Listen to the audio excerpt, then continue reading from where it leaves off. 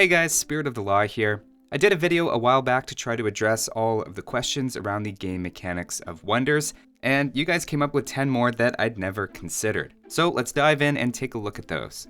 The first question is, what if you have a wonder counting down and then make a second one, and then the first wonder is destroyed? Does the timer continue or reset?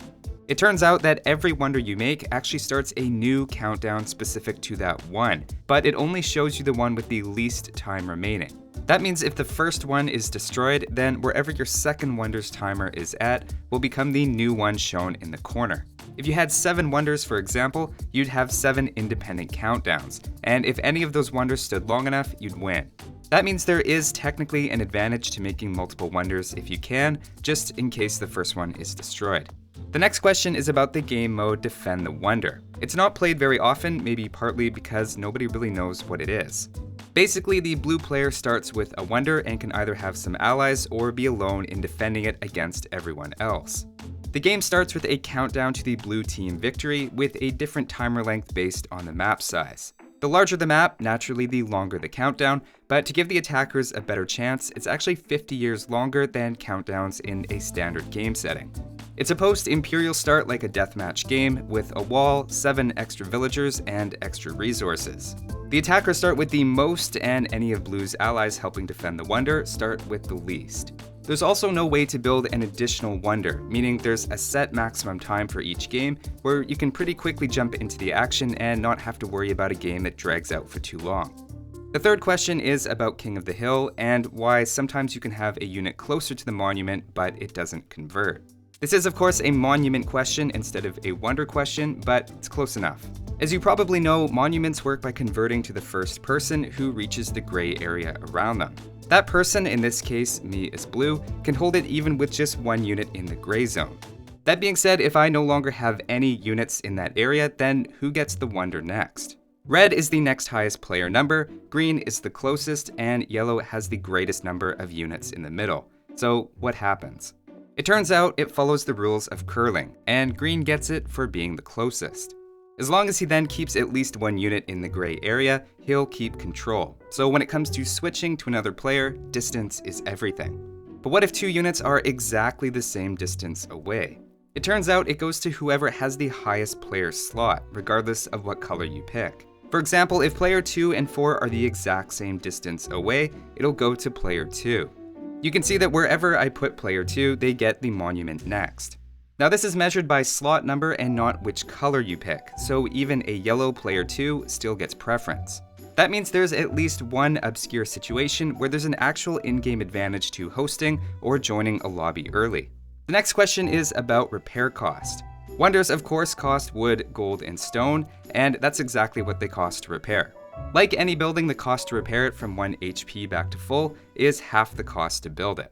Next, the question is whether there's a way to convert a wonder. The answer is no, wonders are one of the buildings that can't be converted.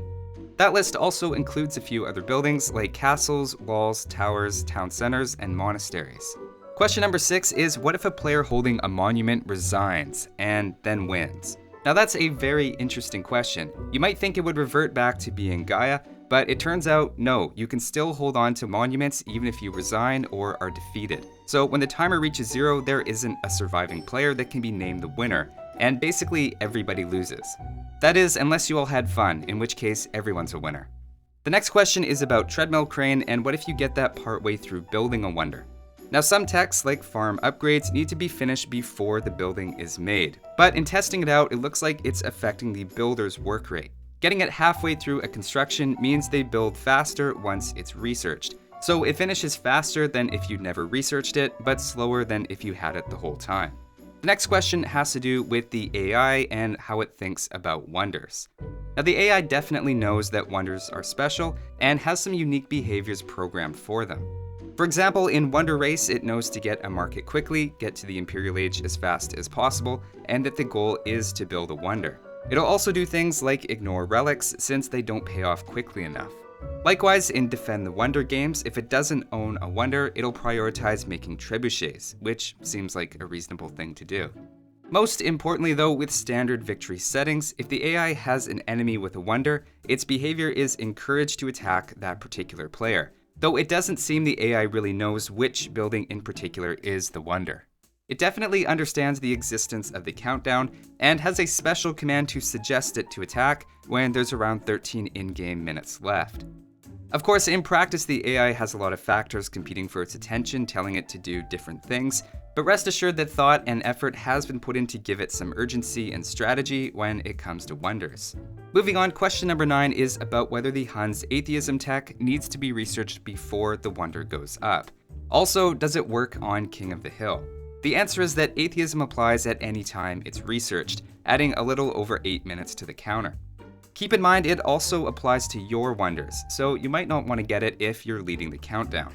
It also does work on Defend the Wonder, extending the game beyond the normal time frame. That makes them a great choice if you're on the attacking team, but on the flip side, it also applies even if you're on the defending team.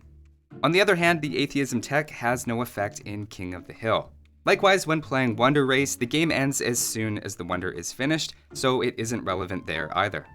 The last question is if I've ever wondered what a wonder can wonder, if a wonder can wonder about wonders.